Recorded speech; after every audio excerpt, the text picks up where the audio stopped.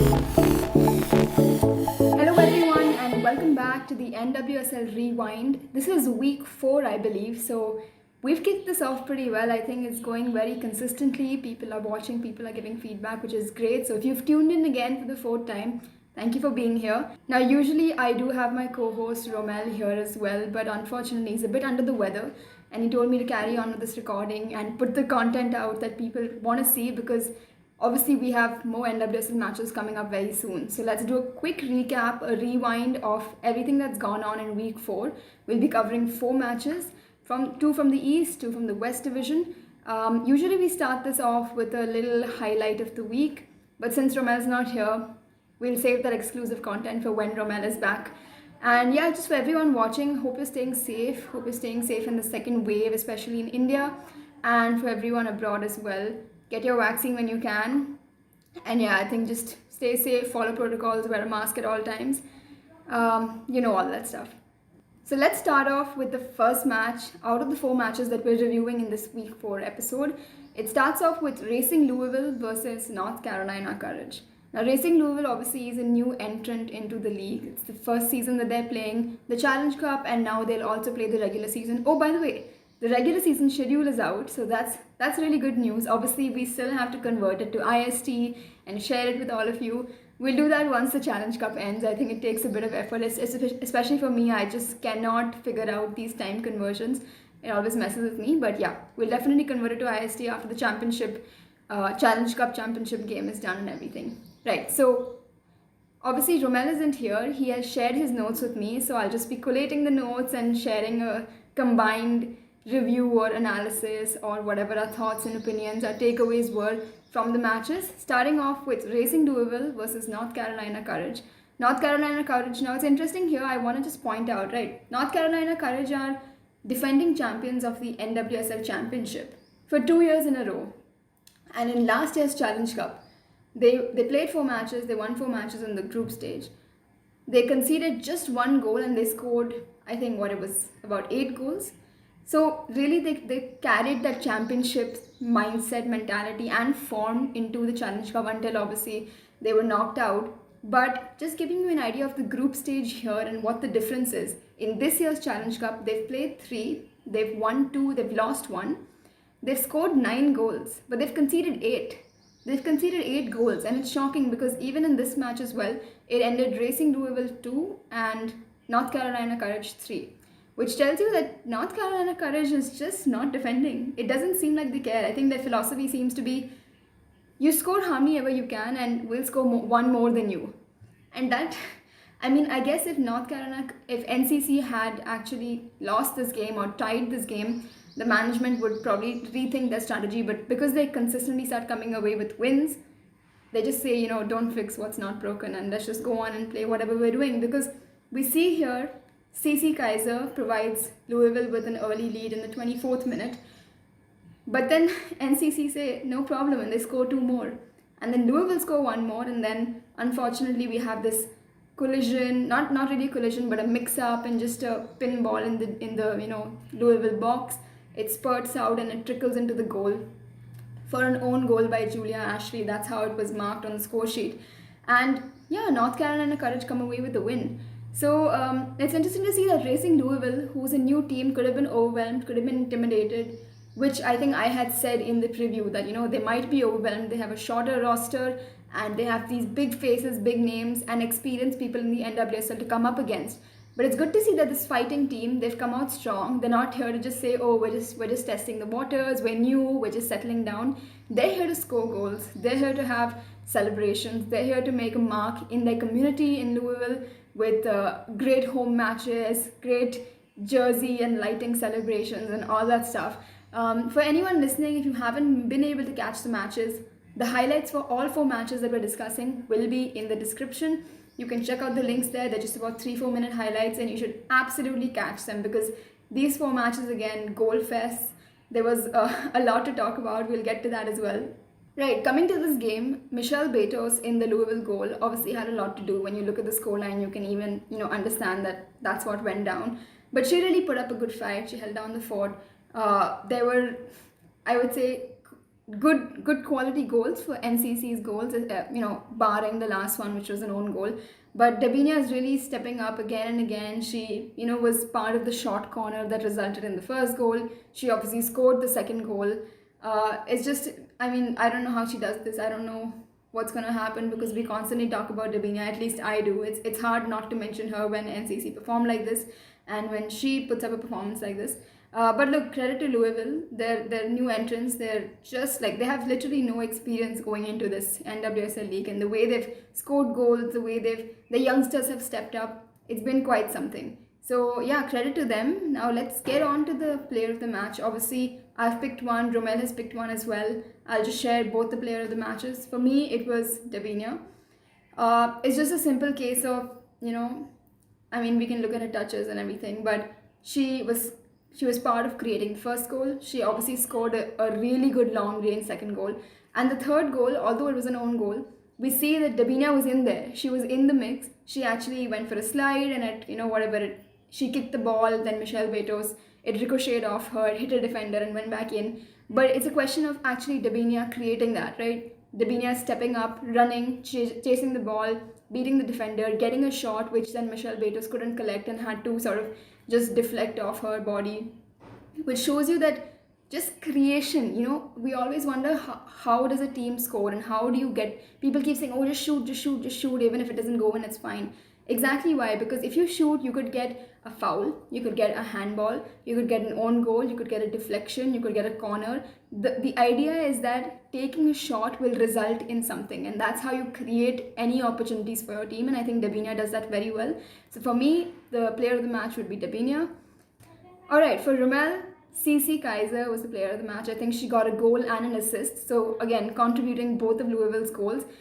She's having a really good Challenge Cup so far. And yeah, it's just credit to the fact that Louisville picked her up and have faith and confidence in her to start her up top. It's not easy to be a forward in the NWSL. You've seen that. There's a lot of competition. It's hard to have your name heard or to make headlines. And I think CC Kaiser has done that very well. I don't think she's been able to have this kind of impact in her previous team. So it's very good to see CC Kaiser up there. And yeah, always like Romel giving the underdog a bit of a shout. So yeah, great call. CC Kaiser, player of the match for Romel. Alright, moving on to the second match, we have Kansas City, which is my team, versus Houston Dash, which is, the powerhouse, you could say. They are the defending champions of the Challenge Cup, if I can put it that way. This took place at Casey's home ground, Children's Mercy Park. And interestingly enough, Shea Groom actually made her professional debut at this ground for the original Kansas City team. But today she was on the field being an absolute nuisance to the KC players in the bright orange Houston Dash kit. And look, KC had a really good home crowd. They built up this atmosphere. They were having a celebration, a festival in their home stadium. And it was really cool to see. But I think it's fair to say that Christy Mewis kind of ruined that party. Or at least started her own party on the field, because the performance that Christy Mewis put up, and I think, again, look at this, the international players have made their comeback into the NWSL after being on international break. A fully stacked Houston Dash side is definitely up there, and a fully stacked KC side just doesn't have that same impact, and that's what's worrying me. And even in the preview I said that, look, this team is very strong, very hardworking, very gritty, but I feel like a bit of heartbreak coming. I feel like a bit of disappointment, because there is just because I just cannot see an X factor. I just can't see someone like a Dabinia or someone like a Rach Daly or a Christy Mewis who can consistently say, oh, we've got her on the field, we'll be fine. And again, we've had the third game now where KC have either drawn or lost. So I think they've lost 2 and they've just drawn 1 game, which tells you that, there is something to do, because when there is international break, KC don't lose any players, apart from maybe Katie Bowen when New Zealand play, but that didn't happen this time around. So when there is international break, you would expect KC to step up to actually get those points. We didn't see that happening. Portland Thorns, without their international players, managed to win versus KC. So when the international players are back, KC are in trouble. I think, just by the results we've seen so far, it seems like KC are stuck at the middle of the pack when international players are away, and then they just fall when the international players are back, because the rest of the teams get stacked and move up top. So I feel like there's something to work out in this KC team here. Yeah, so just echoing Romel's thoughts because he isn't here. He's talking about how KC is this new team, but really not actually a new team. There've been a core set of players present in the original KC and then in Utah and then back in the new KC. They don't seem to have identified themselves or found their identity like Racing Louisville has. And I think it's so important for that new or newish team to find that identity because that is half the battle won. When you are a team and you have your own sort of presence on the field is when you can actually make an impact. And I think Romel's thoughts are very good there that KC really need to figure out, how to really stamp their authority come the regular season. Obviously, the Challenge Cup is just practice matches for them now. It's important that they really step up. So it's interesting to see that the Challenge Cup so far has had 3 scoreless draws, right? Houston Dash have been part of 2 of them. So while they've had this goal drought, they've also had a streak of shutouts.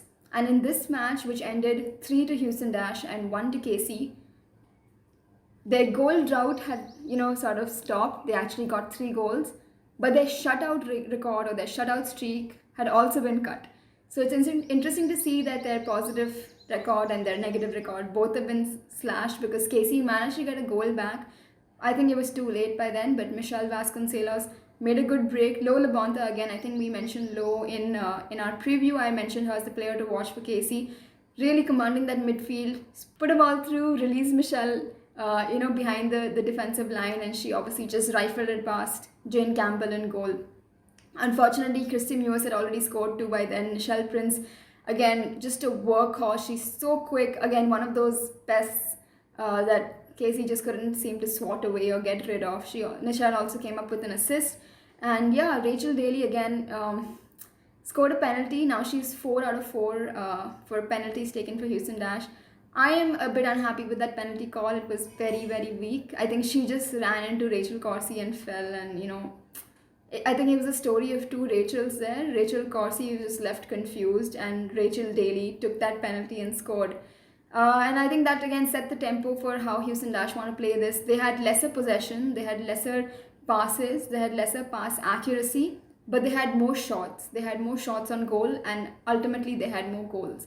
So it's interesting to see how the Dash management set this team up and had a good strategy in mind. It was not a case of we need the ball as much as we can. It was a case of when we have the ball, what can we do with it? Yeah, so I mean, obviously in the second half, KC started trying to push players up and they managed to get 1 goal as well.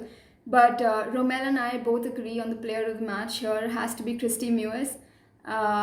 The Budweiser player of the match, as the sponsors like to call it. And we have that iconic picture of Christy with those Budweiser beers. I think that's very apt for this match as well. Christy Mewis really, and Christy and her left foot, really, you can't, get a better combo than that. So credit to Houston Dash, credit for playing Christy in a good position, giving her spaces to actually take shots. I think the first goal was from outside the box. Again, you can see the highlights in the links in the description. But yeah, consensus on the player of the match for both Romel and myself, Christy Mewis for the Houston Dash. Alright, the third match we have is Washington Spirit versus Gotham or NJNY Gotham FC. This was a scoreless draw, so it ended 0-all. And obviously, if Gotham had won this, they would, they would have, I think, clinched the berth to the final. This scoreless draw means that East table is very much open. And the matches coming up, especially the North Carolina match, the Orlando match, and the Gotham match in case, is going to be a one to watch to see who makes that final berth in this Challenge Cup. This match, unfortunately, I couldn't watch. It was at 4:30 a.m. and my sleep cycle had been ruined because of the matches the day before that I stayed up to watch. So yeah, I'm gonna I've watched the highlights, of course. I'm gonna share Romel's thoughts as well on this.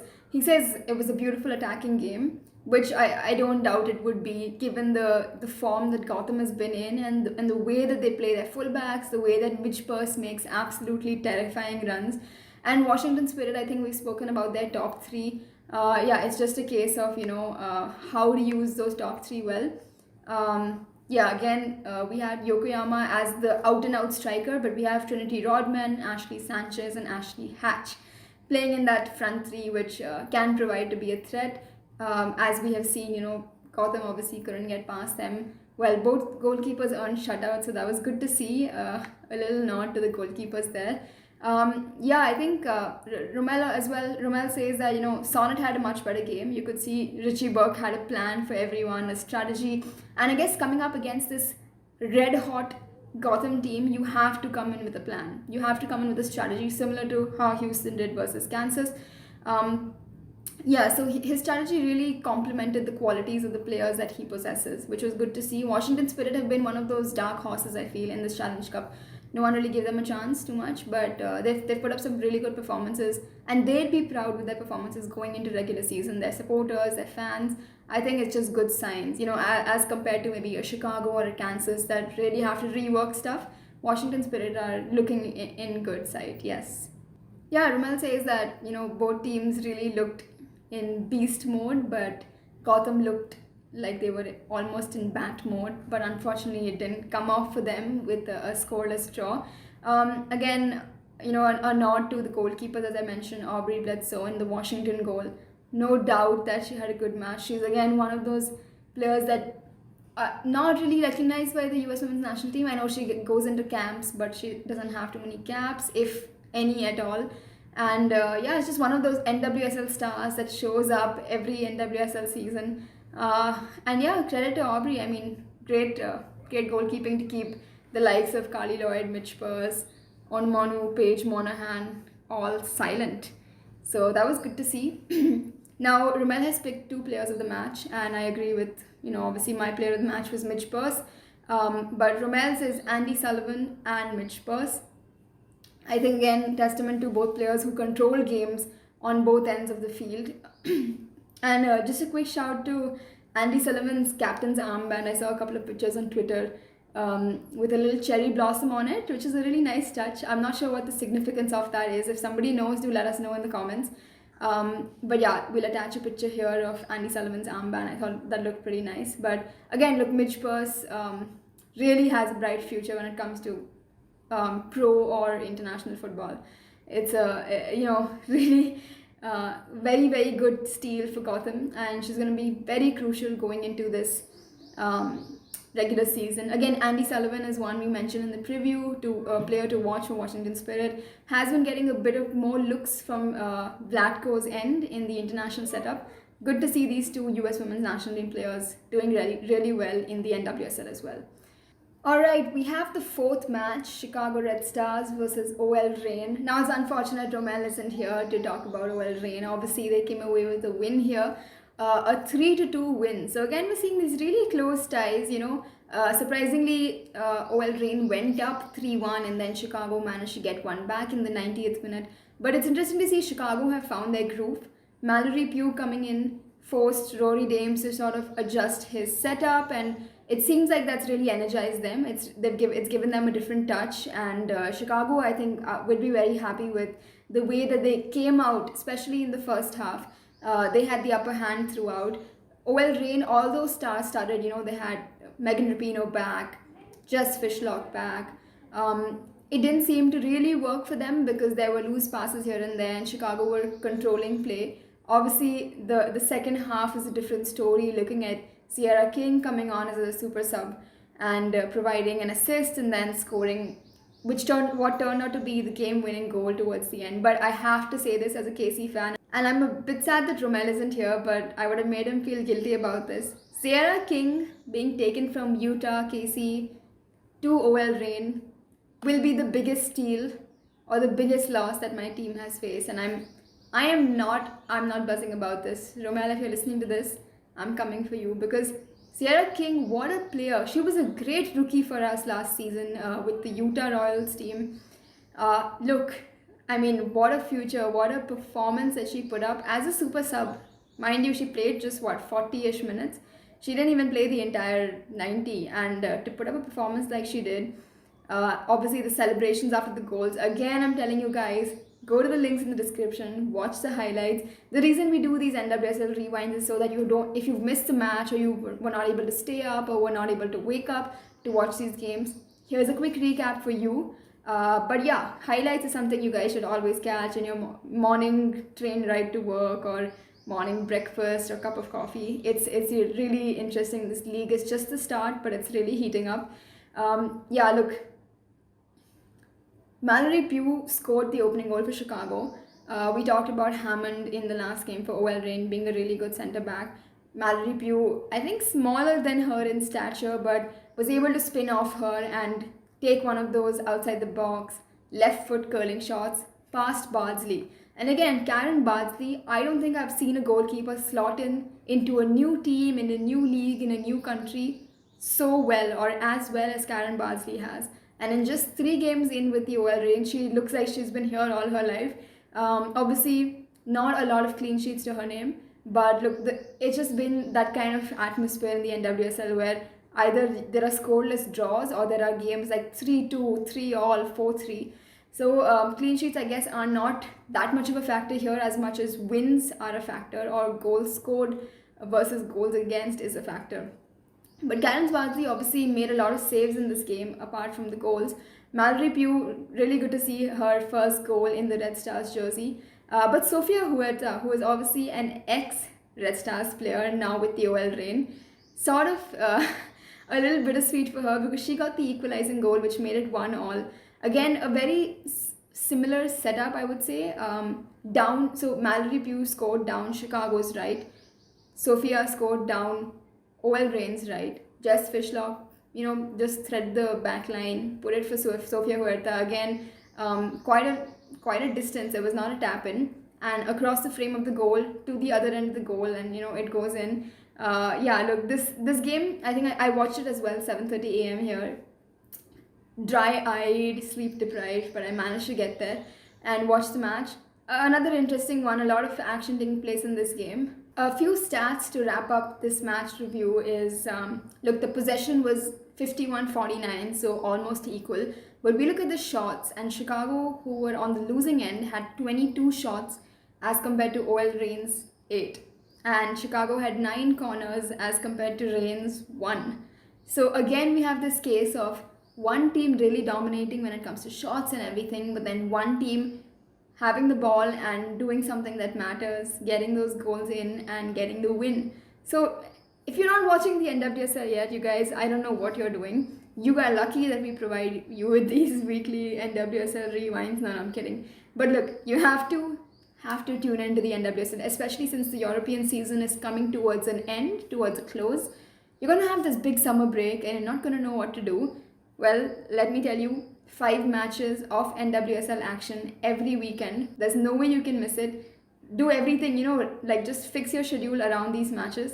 It's going to get very interesting come the regular season. But with that, let's quickly get into our players of the match. Now, Romel's player of the match is Quinn. And a quick note on Quinn. Look, Quinn is in the midfield for OL Reign, and I think they just, as Romel has said in his notes, which I'm going to tell you, mopped up, cleaned up, slowed down the play, increased the pace when it is required, and just doing what an absolute gold or valuable midfielder would do for you, right? And especially since OL Reign had a shaky first half where Chicago were dominating and they got their goal as well. It was Quinn in the midfield for OL Reign. Again, a midfield is usually that pivot point where you reach all the players around you. And yeah, they did that really well. So a big shout to Quinn here for getting Romel's player of the match. My player of the match, now it's interesting, I don't usually give a substitute. I don't know, like a person who's played 40 minutes, can they be the player of a match that lasted 90 minutes? Well, I think so. And my player of the match has to be Sierra King. Firstly, ex-Utah. So she's always in my heart. I'm always rooting for her. Maybe I'm not rooting for the OL Reign team, especially when they come up against Kansas in fact, the next set of matches. So watch out for that rewind episode. Hopefully Romel and I will both be on that call then. But look, Sierra King, the fact that you can come on for just 40 minutes and have the kind of impact that King had, and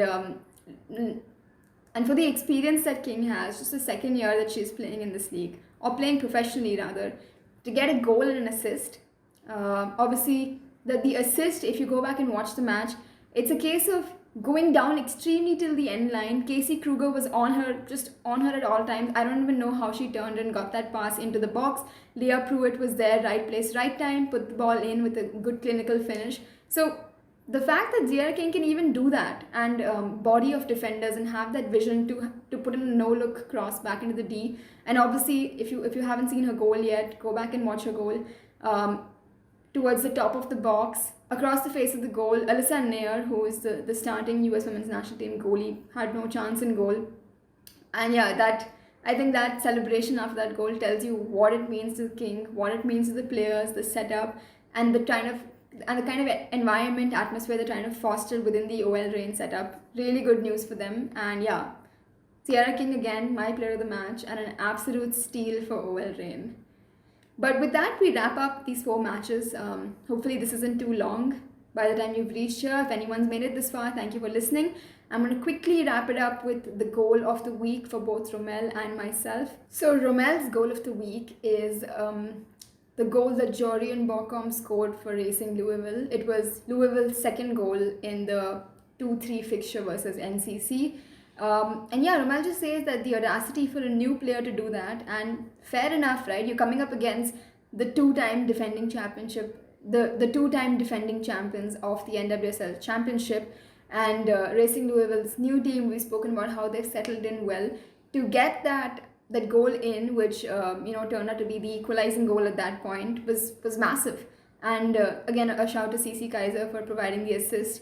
From a difficult spot, she chased the ball and with a one turn, a swift turn, and an accurate pass into the box.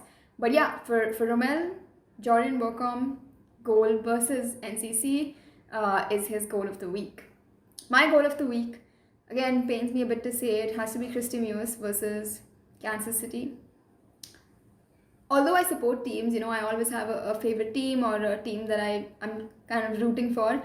I love to see this fight back and maybe an underdog story, where I'm not saying that Houston Dash is an underdog story, but I'm just saying that going away to Kansas City with fans in the crowd, a very, very home atmosphere set up for them, high expectations for the team, to come in and just ruin that party, to come in and completely say, hey, well, I'm sorry, you forgot about us and we're just going to casually score 3 goals in your home stadium. I think that says a lot. And Christy Mewis, the goal that I'm talking about is the first goal for Houston. It was Christy Mewis' first goal of the night as well. There was a lot of crowding in the box. And I mean a lot. There were easily, 8 or 9 players in the box. And Christy Mewis received the ball at the end of at the edge of the box and, could have driven in, could have chipped it, could have passed it, but she just took a step up and slotted it home. Nothing that Nicole Barnhart could do in goal for KC. But I just love to see that party spoiling or that complete dominance, stamping your authority. And Christy Mewis is one player who's had this resurgence in 2020, right? She had a stint with the national team back in 13-14 and then a long stretch in the NWSL, but not so much with the US women's team. And to have this comeback, make it back to a regular camps with the women's national team, there's just big things ahead for Christy. I think she's hitting a peak now. It'll be interesting to see if other clubs start putting in bids for her once her contract starts to come to an end. But yeah, until then, that is my goal of the week. We have a lot of matches coming up very soon. Sorry. On the weekend and on Monday, Tuesday as well. For everyone listening, making it this far, thank you for watching. Hope you're staying safe. Hope you're staying sane by watching some football. If you haven't got involved with NWSL action yet, it's a must. It absolutely is a must. Twitter explodes when NWSL action takes place. We've got all these hashtags rolling around and a lot of inside jokes within the NWSL community also. So you have to get involved on this action. I'm telling you, it's going to be your saving grace in a very long and hectic summer break or a very taxing summer break which is coming up. For everyone listening in India, I know the second wave has hit us really hard. Hope you guys are staying safe, following protocols. It's tough times, guys. It's trying times. We're all trying to do our part. It's getting a bit ugly here, but hopefully everyone can help each other out while maintaining distancing and just maintaining whatever levels of safety and security possible. Hoping that this wave passes us as soon as possible and everyone start getting vaccinations and things open up. But yeah, until then, thank you for watching this video. Do hit subscribe if you'd like to see more of this content show up on your feed regularly. This is Radha signing off, and Romel, also on behalf of Romel, I'll say bye. You can find our social links in the description if you want to get in touch with us or just talk NWSL, WSL, whatever it may be. Yeah, until the next video. See you guys.